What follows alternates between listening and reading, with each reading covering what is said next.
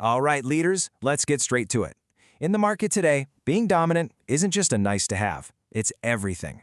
And we're about to walk through one of the most powerful strategies to get there, Porter's cost leadership. So here's the big question, right?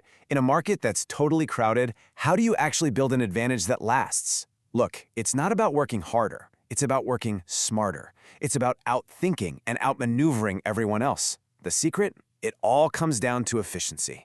And that's exactly the blueprint we're laying out today. Okay, so here's our game plan. We'll start with the challenge everyone's facing right now. Then we'll dive into the strategy itself, what cost leadership really is. We'll look at the key pillars that make it work, talk honestly about the risks, and then wrap up with a practical implementation plan you can actually use. You know this feeling all too well. The competition is just relentless, customers are watching every penny, and your profit margins are constantly under fire.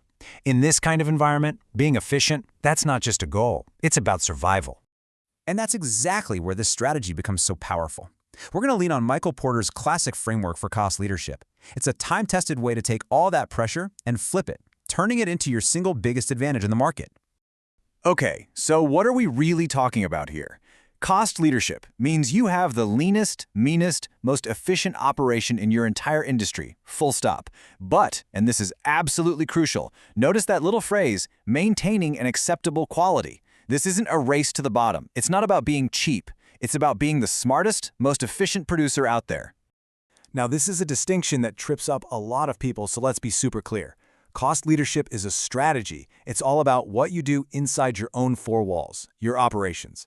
Price leadership, on the other hand, is just a tactic. It's about what price tag you put on the shelf. Here's the kicker. If you're a true cost leader, you can choose to be the price leader and still make great money. But if you try to lead on price without having your costs under control, you're just lighting a match for a price war that's going to burn through your profits. So, the big question is, how do you actually get there? How do you build this incredible advantage? Well, it all comes down to three core pillars. Think of these as the engines that power the whole thing. All right, here they are. First up, operational efficiency. This is about being obsessed with trimming the fat from your processes and your supply chain. Next, economies of scale. This is simple but powerful. The more you make, the cheaper it gets to make each one. It's a huge advantage. And finally, the game changer in today's world, technology. And let's just double-click on that last one for a second. Because today, technology isn't just a nice little add-on to this strategy. It's the absolute core. It's what supercharges everything, letting you find savings and efficiencies that, frankly, were just science fiction a decade ago. And here's what that looks like in the real world. We're talking about AI that can predict what your customers want before they do, so you're not sitting on a pile of unsold inventory. We're talking robots zipping around your warehouse, making logistics faster and cheaper. Using the cloud so you're not wasting money on servers you don't need. And then, using data to hunt down those hidden costs you didn't even know you had. So what's the big payoff for all this work? Well, this is it. When you get this right, you're not just competing anymore. You're building a fortress, a moat around your business that makes it incredibly hard, not to mention expensive, for anyone new to come in and try to challenge you on price. Okay, let's make this real. We're going to look at a company that is an absolute master of this game, IKEA. Their entire global empire is built on this one idea. The genius of IKEA is that they build cost saving into everything. Their products are designed from the very beginning to be efficient to manufacture. That famous flat pack? It's not just a gimmick. It slashes their shipping and storage costs. But the real masterstroke was the deal they made with us, the customers. You build it yourself and we'll give you fantastic design at a price no one can touch. That simple trade-off changed the game and became a key part of their fortress. All right, let's jump to a totally different industry, but with the exact same ruthless obsession with cost. Ryanair. They didn't just compete in the airline business, they completely rewrote the rules. So how do they pull it off? First, they only fly one type of plane. Think about it, that simplifies everything. Maintenance, spare parts, pilot training, massive savings. Second, that no-frills model. They unbundled the ticket and taught us to pay for what we want.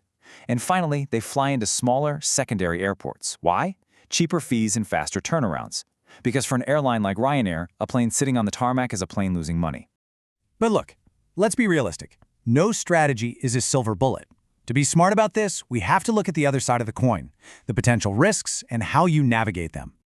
So let's break this down. On the one hand, the upsides are huge. You get better profits from selling more, you build that moat we talked about, and you're way more resilient when the economy gets tough. But on the other hand, you've got to watch out. There's the risk of being seen as cheap or low quality, which can be really hard to shake. Your competitors might just drag you into a price war that hurts everybody. And maybe the biggest danger, focusing so much on cost that you forget to innovate and miss a huge shift in the market. Okay, so we've got the what and the why. Now for the how. Knowing the strategy and the risks is one thing, but how do you actually make it happen? Let's walk through a simple 5-step plan to put this into action. Step 1, you need a full-blown cost audit. You have to know exactly where every single dollar is going. Step 2, set some clear, ambitious goals for cost reduction. Step 3, get ruthless about optimizing your operations. Think lean management, think streamlining your supply chain. Step 4, invest in the right technology. This is where you get your long-term leverage. And finally, step 5, and this is key, this is not a one-and-done deal. You have to constantly monitor, constantly benchmark, and constantly adapt. So, I'll leave you with one final question to take back to your teams. In a cutthroat market, if you aren't the cost leader, you are completely exposed to the company that is.